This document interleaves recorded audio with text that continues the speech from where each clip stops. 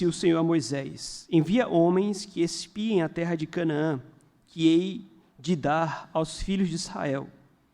De cada tribo de seus pais enviareis um homem, sendo cada qual príncipe entre eles. Enviou-os Moisés do deserto de Parã, segundo o mandado do Senhor. Todos aqueles homens eram cabeças dos filhos de Israel. São estes os seus nomes: da tribo de Ruben, Samua, filho de Zacur; da tribo de Simeão, Safate, filho de Ori; da tribo de Judá, Caleb, filho de Jefoné; da tribo de Issacar, Gigeal, filho de José; da tribo de Efraim, Oséias, filho de Num; da tribo de Benjamim, Paute, filho de Rafu; da tribo de Zebulon, Gadiel, filho de Zode; da tribo de José, pela tribo de Manassés, Gade, filho de Suzi; da tribo de Dan, Amiel, filho de Gamali; da tribo de Assé, Setur, filho de Micael; da tribo de Naphtali, Nabe, filho de Vofsi; da tribo de Gade, Jeuel, filho de Maqui. São estes os nomes dos homens que Moisés enviou a espiar aquela terra. E a Oséias, filho de Num, Moisés chamou Josué. Enviou-os, pois, Moisés a espiar a terra de Canaã, e disse-lhes: subi ao Neguebe, e penetrai nas montanhas. Vede a terra, que tal é, e o povo que nela habita, se é forte ou fraco, se poucos ou muitos. E qual é a terra em que habita, se é boa ou má? E que tais são as cidades em que habita, se em arraiais, se em fortalezas? Também qual é a terra, se fértil ou estéril, se nela há matas ou não? Tende ânimo e trazei do fruto da terra. Eram aqueles dias os dias das primícias das uvas. Assim subiram e espiaram a terra, desde o deserto de Zin até Reobe, e a entrada de Ramate. E subiram pelo Neguebe, e vieram até Hebron. Estavam ali Aimã, Sesai e Talmai, filhos de Anak. Hebron foi edificada 7 anos antes de Zoar, no Egito. Depois vieram até o vale de Escol, e dali cortaram um ramo de vide com um cacho de uvas, o qual trouxeram 2 homens numa vara, como também romãs e figos. Esse lugar se chamou o Vale de Escol, por causa do cacho que ali cortaram os filhos de Israel. Ao cabo de 40 dias voltaram de espiar a terra. Caminharam e vieram a Moisés e Arão e a toda a congregação dos filhos de Israel, no deserto de Parã, a Cádiz. Deram-lhes conta a eles e a toda a congregação e mostraram-lhes o fruto da terra. Relataram a Moisés e disseram: fomos à terra a que nos enviaste, e verdadeiramente mana leite e mel. Este é o fruto dela. O povo, porém, que habita nessa terra é poderoso, e as cidades muito grandes e fortificadas. Também vimos ali os filhos de Anak. Os amalequitas habitam na terra do Neguebe, os heteus e jebuseus e os amorreus habitam na montanha. Os cananeus habitam ao pé do mar e pela ribeira do Jordão. Então Caleb fez calar o povo perante Moisés e disse: eia, subamos e possuamos a terra, porque certamente prevaleceremos contra ela. Porém, os homens que com ele tinham subido disseram: não poderemos subir contra aquele povo, porque é mais forte do que nós. E diante dos filhos de Israel infamaram a terra que haviam espiado, dizendo: a terra pelo meio da qual passamos a espiar é terra que devora os seus moradores. E todo o povo que vimos nela são homens de grande estatura. Também vimos ali gigantes. Os filhos de Anak são descendentes de gigantes. E éramos aos nossos próprios olhos como gafanhotos, e assim também o éramos aos seus olhos. Até aqui. Todos nós teremos, durante a vida, durante os nossos dias, aqueles momentos que são mais críticos, como foi dito pela manhã, e por momentos críticos eu me refiro aqui a situações mais difíceis que exigem de nós decisões mais difíceis. Mas críticos também porque são, de certa forma, importantes para o destino seguinte das nossas vidas.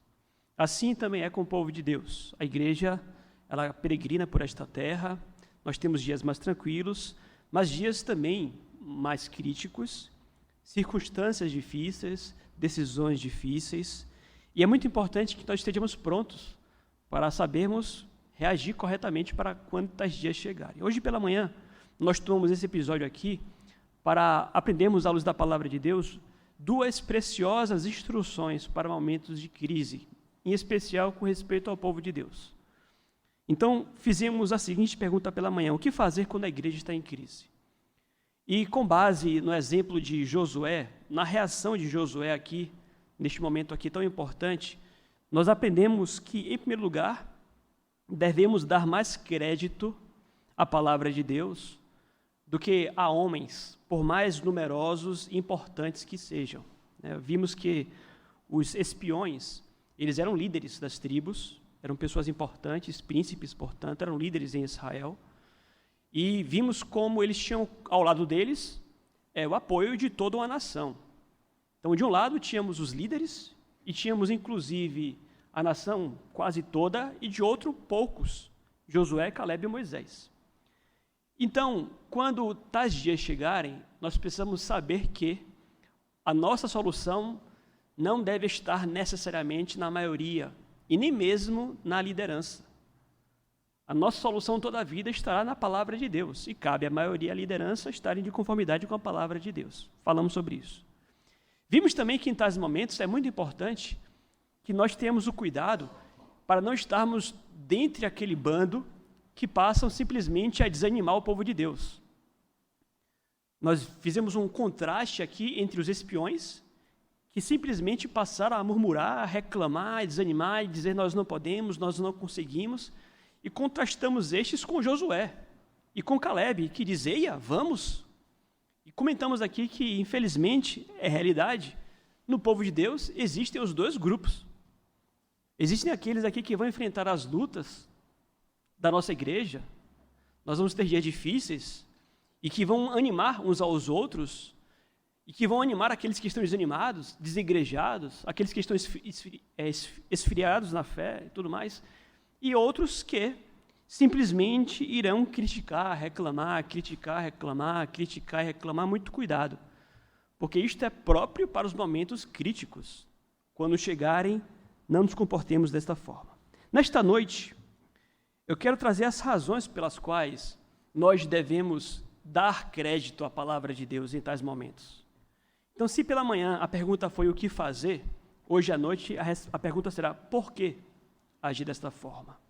Porque nós temos que dar tanta importância à credibilidade à palavra de Deus em momentos como estes. E eu creio que este relato aqui nos traz algumas razões pelas quais a incredulidade é um pecado tão perigoso. A incredulidade é um pecado tão perigoso. Como nós vimos aqui, vejam, não se trata de uma outra crise como outra qualquer, esta aqui. O que aconteceu aqui transformou a realidade de Israel. Aquele povo passou por crises menores, mas esta aqui foi a determinante para que eles não entrassem na Terra Prometida, para que eles peregrinassem pelo deserto e morressem lá por 40 anos. Peregrinassem por 40 anos. Nós conhecemos aqui o desfecho da história. Eu creio que a leitura foi bem feita e deu para entender o que aconteceu aqui, mas, passando por alto, nós vimos que o povo teve a iniciativa de espiar a terra, comunicaram isso para Moisés, Moisés obteve a autorização de Deus, os espiões foram enviados, trouxeram o relatório de volta. No entanto, o relatório não veio com o propósito de animar o povo para a batalha. Josué se levantou contra este relatório, mas ainda assim o povo deu voz, ou deu ouvidos, melhor dizendo, aos espiões que traziam desânimo. O povo, então, desistiu de entrar na terra. E Deus ficou irado, indignado com relação a isto, e disse, não vão entrar mais. Inclusive, Moisés entrou neste castigo também. Talvez Moisés aqui tenha, em algum momento, agido com menos rigor do que deveria, não sei. Mas o ponto é que Moisés foi castigado por Deus também. E Nós vimos que o povo então se arrepende, entre aspas, porque não é arrependimento. Decidem partir para a batalha, mas Deus diz, não vão porque a minha presença não estará com vocês. Eles vão, apanham, morrem, melhor dizendo, e esse destino trágico fica aqui, porque perderam aquela batalha e passaram então a caminhar pelo deserto. O meu propósito aqui, ou melhor dizendo, a minha linha aqui será a seguinte. Primeiro, nós iremos apenas explicar os versículos de 25 a 29. E depois iremos pegar os versículos de 30 a 33 para obter as respostas à pergunta que nós fizemos, o porquê a incredulidade é um pecado tão terrível. Então, vamos aqui ao relato mais uma vez, ao relatório dos espiões. O relato começa no versículo 25. Ao cabo de 40 dias, voltaram de espiar a terra. Caminharam e vieram a Moisés e Arão, e a toda a congregação dos filhos de Israel no deserto de Parã, a Cádiz, deram-lhe conta a ele e a toda a congregação e mostraram-lhe o fruto da terra. Relataram a Moisés e disseram, fomos à terra que nos enviaste, e verdadeiramente mana leite e mel, este é o fruto dela. O povo, porém, que habita nessa terra é poderoso, e as cidades muito grandes e fortificadas. Também vimos ali os filhos de Anak. Os amalequitas habitam na terra do Neguebe. Os heteus, os jebuseus e os amorreus habitam na montanha. Os cananeus habitam ao pé do mar e pela ribeira do Jordão. Então, algumas explicações. Vejam vocês que a missão de espionagem durou 40 dias. Havia ali um espaço mais ou menos de 400 quilômetros a serem percorridos, e 40 dias é uma estimativa razoável do tempo necessário para que aquele campo fosse coberto. Há aqui uma curiosidade com respeito ao número 40 dias. A Bíblia frequentemente associa 40 dias a períodos de provação. E há uma outra curiosidade, o fato de que quis Deus, em seu castigo, impor ao povo que peregrinasse pelo deserto por 40 anos. É como se nós pudéssemos aqui imaginar de forma muito solene que Deus atribuiu um ano para cada dia em que aqueles espiões estiveram ali naquela missão. Mas voltaram trazendo o relatório. E, a princípio, nós podemos observar que o relatório deles é um relatório positivo. Eles apresentam, inclusive, os frutos da terra. O relatório confirmava as palavras de Deus. É uma terra que mana leite e mel. A terra, olha, é muito boa. A princípio, se vocês observarem com critério, vão perceber que o relatório começa muito bem. Há uma animação. Olha, terra que mana leite e mel. E aqui, obviamente, há um significado para isto, terra que mana leite e mel. Leite e mel são símbolos da fertilidade.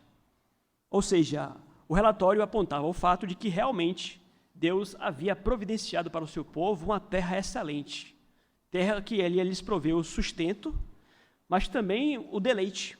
Sustento advindo do leite, uma figura de linguagem, obviamente, mas um deleite aqui apresentado pela figura do mel. Aqui já é importante nós lembrarmos que o Senhor nosso Deus, Ele tem propósitos muito generosos, maravilhosos para o seu povo. Deus quis dar para o seu povo, aquele povo tão endurecido, uma terra maravilhosa. E é bom nós lembrarmos também que o que Deus tem preparado para a igreja, para o seu povo, também é algo maravilhoso. Deus é bom, é benigno, é benevolente, é generoso. Então, a terra que mana leite e mel também precisa lembrar aos crentes que o Senhor é bom e tem reservado algo maravilhoso para o seu próprio povo. E, aliás, à luz da palavra de Deus, esta herança maravilhosa não está destinada exclusivamente à eternidade. A Bíblia nos ensina que os crentes já passam, nesta vida, a desfrutar das primícias desta herança bendita. Então, que nós aprendamos aqui que a herança espiritual dada por Deus para o seu povo tem tudo para o seu sustento e também para a doçura da alma. Ou seja, Deus tem interesse em nos sustentar e adoçar as nossas vidas também. Como foi dito, aguardamos aquele glorioso dia. Mas nós já podemos, de certa forma, degustar deste leite e mel quando, através do poder do Espírito Santo, conseguimos vencer o pecado, conseguimos abandonar este mundo, conseguimos realmente nos deleitar na presença de Deus. E mais à frente eu pretendo falar um pouco sobre como nós deveríamos buscar com mais coragem, tomar posse desse tipo de deleite, desse tipo de herança também. Mas vejam vocês que o relatório começa muito bem. No entanto, logo depois surge uma forte partícula adversativa. Eles falam, porém, e aí eles passam a chamar a atenção para os obstáculos que eles encontram ali naquela terra. Eles falam que o povo ali é muito forte, que as cidades são muito fortificadas e que há ali os filhos de Anak, que seriam os gigantes. E aqui é importante que nós entendamos que não se trata aqui de uma mentira. O relatório, ele é verdadeiro, no entanto, ele é parcialmente verdadeiro. Nós vamos ver que há meias verdades aqui nas palavras desses espiões. O ponto é que, pela linguagem deles, fica claro que eles têm a intenção de desestimular o povo para a guerra. Então, eles falam verdades, no entanto, falam meias verdades, intencionados em desestimular que o povo seguisse adiante. E eles o fazem. Eles são bem-sucedidos nesse propósito. O povo retrocede, com exceção de Caleb. Nós vimos pela manhã e falamos sobre isso. Caleb calou o povo com vamos, não conquistar, vamos nos apossar da terra, porque Deus é conosco. Então, este foi o relatório.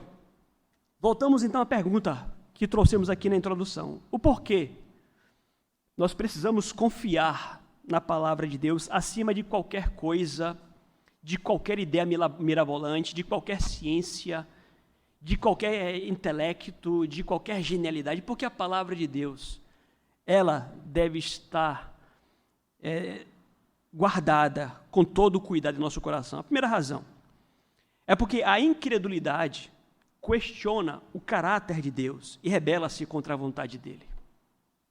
O que eu quero dizer com isto é que não crer na palavra de Deus não se resume simplesmente a um ato negativo ou passivo de quem prefere não acreditar. O que eu quero mostrar aqui para vocês é que o negar a palavra de Deus envolve um ato ativo de ofender a Deus, questionando o caráter do próprio Deus e rebelando-se contra a sua vontade. Veja, versículo 31. Nós lemos o seguinte: Porém os homens que com ele tinham subido disseram: não poderemos subir contra aquele povo, porque é povo mais forte do que nós. Isso aqui acontece depois da reação de Caleb. Caleb tentou corrigir alguma coisa ali, tentou animar o povo, tentou desfazer o relatório dos espiões, mas quando Caleb se manifesta, ele é logo de imediato calado também. Eles imediatamente repelem a voz de Caleb e dizem: não, sem chances, nós não podemos subir. Se nós subirmos lá, nós iremos morrer. E agora a linguagem deles já passa a mudar. Se a princípio eles falam em tons muito dúbios, eles falam que a terra mana leite e mel, eles falam que as cidades ali realmente são habitadas por tais povos, agora eles já partem para desfazer da terra. Então, eles dizem expressamente: nós não podemos contra eles. E aqui é que está o ponto. Quando eles falam claramente: não subamos, nós não podemos contra eles, eles estão, em outras palavras, chamando o próprio Deus de mentiroso. Eles estão afirmando, em outras palavras aqui, que eles deveriam tomar uma outra medida, seguir por um outro caminho, seguir por um outro rumo, porque certamente Deus não iria conseguir cumprir a promessa que deu para eles. Então nós chegamos aqui ao pecado deles. Qual foi o pecado exatamente cometido por esses homens? Nós enxergamos aqui o medo e a covardia, sem dúvidas, covardes, e a covardia aqui nesse contexto é pecado, mas sem dúvidas o pecado mais grave não é a covardia. O pecado mais grave aqui é a incredulidade. Eles não apenas duvidam da palavra de Deus, mas eles dizem: Deus é mentiroso. Ele não irá conseguir cumprir a sua palavra. Então, há aqui, na verdade, algo que inclusive chega a agravar este pecado cometido por eles, vocês vão lembrar o porquê. Estamos aqui a tratar daquela mesma geração que contemplou os maravilhosos feitos na saída do Egito. Não se trata aqui de um povo que era ignorante com respeito ao poder de Deus. Não se trata aqui da segunda geração, filho deles, a segunda geração que entrou em Canaã, que não chegou a testemunhar aqueles milagres realizados na saída do Egito. Não, essa geração aqui contemplou o poder de Deus de forma completamente estridente. Eles viram o Mar Vermelho se abrir. Durante, inclusive, a peregrinação no deserto, eles tiveram ali sinais visíveis da presença de Deus entre eles. Como foi dito, a coluna de fogo, a nuvem que os acompanhava durante o dia. Ou seja, aquela geração ali tinha experiências poderosas com o próprio poder de Deus. Então, quando eles dizem não à palavra de Deus, há aqui, entre outras coisas, uma terrível blasfêmia contra o Espírito Santo. Há, como foi dito aqui, portanto, agravantes que fazem com que aquela incredulidade ali fosse realmente um pecado terrível. E, aliás, por diversas vezes, o próprio Deus usa Moisés para lembrar ao povo o que estava prometendo para eles. Quando eles saem ali do Monte Sinai, Moisés traz um discurso e diz, olha, vocês vão para uma terra que mana leite e mel. Quando eles chegam em Cades Barneia, Deus usa Moisés para lembrar, não, vocês vão entrar na terra que mana leite e mel. Eles são orientados, eles são cuidados, mas ainda assim, chegando ali ao limite da terra, dizem, não, se nós entrarmos aqui, nós vamos morrer. Então vejam, será que os cananeus eram mais fortes do que eles? Sim. Mas será que os cananeus eram mais fortes do que o Deus de Israel? Não. Será que os cananeus, eles possuíam cidades fortes e muito protegidas? Sim. Mas será que essas cidades protegidas poderiam protegê-los do próprio Deus? Não. Será que diante deles, eles iriam se sentir como gafanhotos? Sim, quem sabe. Mas será que esses gigantes não seriam gafanhotos ao lado do próprio Deus? Então eles tinham motivos aqui, obviamente, para simplesmente crer e obedecer e seguir adiante, como fez Caleb. E, aliás, vejam vocês que a incredulidade desse povo aqui foi a tal ponto, como nós lemos ali em Deuteronômio capítulo 1, que eles chegaram a acusar Deus de odiá-los. Porquanto o Senhor nos aborrece e nos tirou do Egito para nos entregar nas mãos dos amorreus para nos destruir. Vejam o que faz um coração incrédulo. Um coração incrédulo, ele é capaz de não apenas blasfemar contra o Espírito, mas passar a acusar Deus. E eles passam a acusar a Deus de odiá-los. Deus que os tratou da forma como tratou. Como foi dito, veja, durante o dia, eles eram refrescados pela nuvem, à noite aquecidos pela coluna de fogo, acordavam, tinham um café da manhã pronto para eles, o maná que caía do céu. E agora não vamos lá porque Deus nos odeia.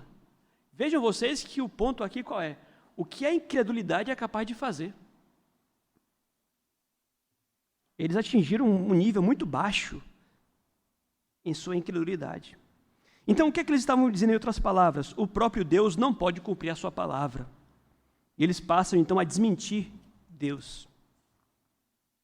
O que nós observamos aqui, então, é que eles lançam um desafio às promessas de Deus. Eles questionam a possibilidade de que as promessas fossem reais. Como foi dito, por que, queridos, nós temos que ter cuidado para confiarmos apenas na palavra de Deus? Primeira razão, porque a incredulidade questiona o caráter de Deus e rebela-se contra a sua vontade. Isso aqui me traz à memória versículos outros que nos lembram que sem fé é impossível agradar a Deus. E tudo que não provém de fé é pecado. Então, em tais momentos, meus amados, críticos da sua vida, da vida da igreja, você precisa levar a sério a vontade do Senhor, porque não fazê-lo ofende a Deus. Negar a palavra de Deus ofende ao Senhor. Segunda razão, por que precisamos confiar mais na Bíblia? Vejam, porque, além de tudo, a incredulidade pode trazer consequências sérias para o resto de uma vida. Versículo 32, acompanha comigo. E diante dos filhos de Israel, infamaram a terra que haviam espiado, dizendo, a terra pelo meio da qual passamos a espiar é terra que devora os seus moradores, e todo o povo que vimos nela são homens de grande estatura. Se vocês observarem, agora as palavras dos espias são descritas neste versículo aqui como infamantes. Eles passaram então a infamar a terra. Infamar significa difamar ou caluniar. Ou seja, a princípio, eles trouxeram um relatório positivo, olha, mana, leite e mel. Mas depois que Josué se manifesta, eles passam a infamar a terra. Ou seja, eles caem em contradição. Eles falam, não, essa terra aqui, ela devora os seus moradores. Ou seja, eles não apenas desestimulam o povo por meias verdades, mas agora eles passam a mentir. Eles passam a mentir, a difamar a terra. E dizer, não, essa terra não presta, não. Essa terra devora os seus moradores. E eles passam, então, de certa forma, a fazer acusações ainda mais pesadas contra Deus. E vejam vocês que um coração endurecido pela incredulidade é capaz de passar a mentir acerca do que diz a palavra de Deus. O que será que eles queriam dizer ao afirmar que a terra devorava os seus moradores? Há algumas possibilidades aqui. Quem sabe que aquela terra ali fosse objeto de muita disputa, fosse muito produtiva, havia muita guerra ali, quem sabe, as pessoas morriam. Ou a possibilidade de que dissessem que aquela terra ali não produzisse comida suficiente. Uma completa contradição. Não sei, mas o ponto é, passam a infamar a terra. Aqui há algo curioso. Já há aqui um falso testemunho. Um falso testemunho. E a lei prescrevia punições para o falso testemunho. Qual era a punição para quem desse um falso testemunho? A punição seria justamente aquela punição que o falso testemunho iria provocar. Por exemplo, se eu aqui acusasse de forma mentirosa que algum de vocês matou alguém, obviamente a morte traz consigo a pena capital. Eu estaria aqui contribuindo para que alguém pagasse com a sua própria vida. Vejam, se eu estivesse difamando alguém, se eu estivesse testemunhando falsamente e fosse descoberto nisto, eu iria morrer por conta disto. Ou seja, se através do meu falso testemunho alguém poderia ir à morte, se descobriu-se que eu fui falsa testemunha, então eu iria morrer. Esta era a pena para o falso testemunho. E aqui eles acusam a terra de matar. Eles dizem que a terra é uma terra assassina. E é interessante porque Deus então aplica a estas falsas testemunhas a pena adequada. Porque mais para frente vocês vão observar que os espiões morrem, Deus os mata. Mas qual é o ponto aqui? Nós estamos aqui a aprender que a incredulidade, ela pode trazer consequências para o resto da vida. Essa aqui, inclusive, é uma lembrança poderosa para nós. O que nós estamos aqui observando é que é perigoso quando nós não levamos a vontade de Deus a sério. Nós podemos acabar vagando pelo resto das nossas vidas. Então, aqueles homens, eles decidiram abandonar a vontade de Deus e eles foram abandonados por Deus no deserto. Então, vejam vocês que há decisões que podem afetar completamente uma existência. Momentos críticos, momentos difíceis, mas que quando trabalhados por meio de incredulidade ou dureza de coração, podem trazer resultados que venham a perdurar por toda uma vida. Essa é a segunda razão. Aqui, inclusive, nós alertamos ao fato de que a incredulidade, ela atrasa o progresso na vida do cristão, né? Aqueles homens, eles iriam fazer uma viagem rápida. Aquela ali era para ser uma viagem que ia durar no máximo 2 semanas. E a viagem que ia durar 2 semanas transformou-se numa viagem que passou a durar 40 anos. E vejam vocês como o caminho da incredulidade sempre vai levá-lo para um destino pior, enquanto o caminho da obediência te traz o atalho. Terceira razão pela qual nós precisamos confiar na palavra de Deus em momentos críticos. São 4 razões. 3. A terceira. A incredulidade faz com que nós exageremos as dificuldades e aumentemos desproporcionalmente a situação. Versículo 33. Também vimos ali gigantes, os filhos de Anak, são descendentes de gigantes, e éramos aos seus olhos aos nossos próprios olhos como gafanhotos, e assim também o éramos aos seus olhos. Bem, os filhos de Anak, os Anaquins, eles eram conhecidos pela alta estatura. E, aliás, a arqueologia nos mostra, através de uma carta egípcia, um papiro do século XIII, a existência realmente de guerreiros cruéis na região de Canaã, medindo entre 2,10 metros e 2,70 metros. Inclusive, a arqueologia escavou 2 esqueletos de 2 mulheres com cerca de 2,10 metros, o que não é uma altura, para uma mulher, obviamente, é alto, 2,10 metros. Mas o ponto aqui é, nós temos indícios de homens que eram muito altos naquela região realmente. No entanto, da forma como eles descrevem aqui aqueles homens, altos, nós gafanhotos, aqui obviamente uma grande hipérbole. Eles estão a exagerar de propósito. Eles estão a comparar esses Anaquins com os Néfilins, que eram aqueles gigantes, os pré-diluvianos, que nós encontramos ali em referência em Gênesis capítulo 6. Mas o que é aqui, na verdade, é um propósito de amedrontar o povo de Deus, como foi dito, de literalmente desanimar o povo de Deus. Não vão. Nós somos gafanhotos, eles gigantes. Nós vamos morrer. Então, eles escrevem assim aqueles homens. As cidades, conforme nós lemos em Deuteronômio, olha o exagero deles. As cidades são grandes e fortificadas até o céu. Qual é o ponto aqui? Quando nós não cremos na palavra de Deus, nós temos aquela capacidade terrível de hiperdimensionar os problemas. Nós terminamos por exagerar na questão, justamente com o propósito de encontrarmos uma razão, dada a pecaminosidade do nosso coração, para nós não obedecermos a palavra de Deus.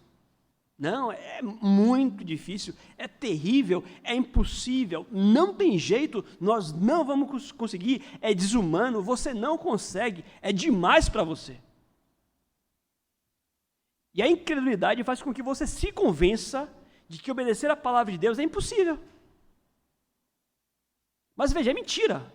É você mentindo para você mesmo. É você acreditando na sua própria mentira, você se auto-enganando. E tudo isso, observem vocês, são os terríveis frutos ou consequências da incredulidade que endurece o nosso coração. Então, a incredulidade exagera a dificuldade, aumenta a situação. Mas eu não consigo mais. Então, será que, trazendo isso aqui para a nossa realidade, será que hoje, por exemplo, algum de vocês estariam a entrar em rebelião contra Deus sob o argumento de que obedecê-lo é impossível, de que não há condições? É possível que sim. É possível que você diga, pastor, mas eu tenho que me divorciar. Meu casamento, já era. É impossível. Os gigantes na minha casa lá vão me devorar. Não tem jeito. Cuidado, porque pode ser o seu coração dizendo a você o que você quer ouvir.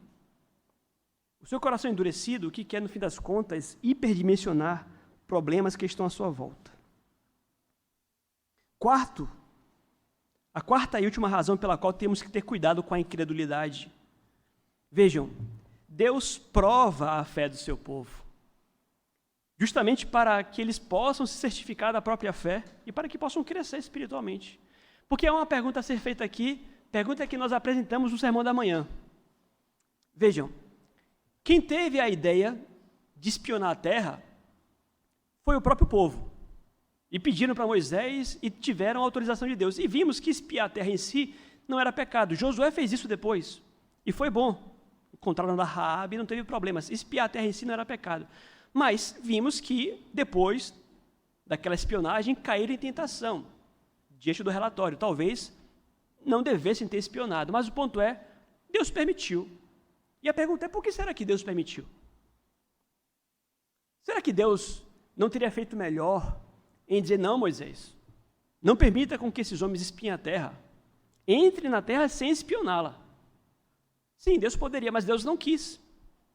O que prova o fato de que Deus tinha o interesse de permitir com que o povo fosse lá espionar a terra, voltasse com esse relatório e colhesse essas consequências. Ou seja, Deus ele quer, de certa forma, mostrar ao povo que eles ainda não estavam prontos para entrar na Terra Prometida. E Deus, sem dúvidas, aqui desejava ensinar-lhes algumas lições. E, para além de qualquer dúvida, a Bíblia nos ensina isso de forma exaustiva. Deus tem todo o interesse em provar a sua fé. Deus tem todo o interesse em provar a sua fé. Então, eis aqui outra razão pela qual você não deve negociar sua fidelidade à palavra de Deus. Possa ser que nessa situação tão crítica, que você acha que não tem escapatória, que lhe surgem outros conselhos, entre aspas, melhores, possa ser que Deus esteja literalmente provando a sua fé. Ah, pastor, mas eu tenho outra ideia. Ah, pastor, mas não tem mais jeito. Ah, pastor, mas não é bem assim o que a Bíblia diz. Cuidado. É bem possível que você esteja no meio de uma provação e a sua fé, a sua fidelidade à palavra dele esteja simplesmente sendo testada.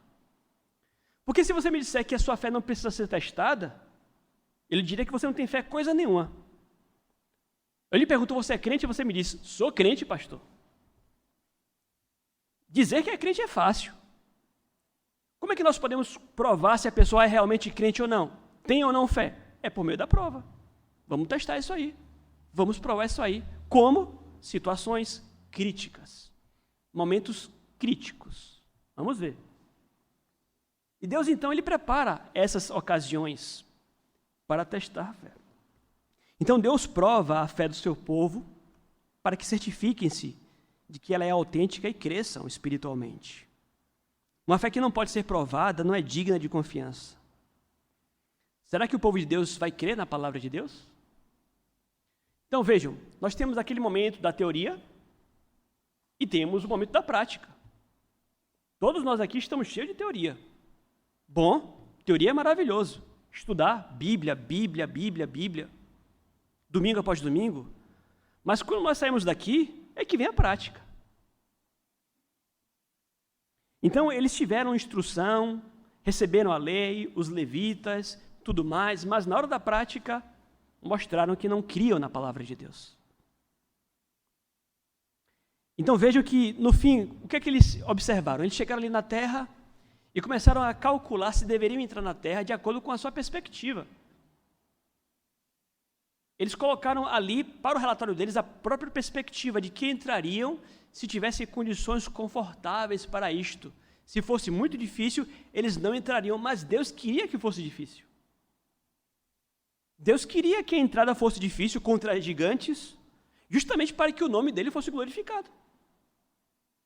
Então vejam vocês que Deus provou a fé deles, mas eles preferiram não contemplar os propósitos de Deus e obedecer ao próprio Deus. Eles preferiram não contemplar a perspectiva de Deus, de que Deus queria glorificar a si mesmo através daquela maravilhosa vitória, e preferiram simplesmente obedecer a Deus de acordo com seus critérios.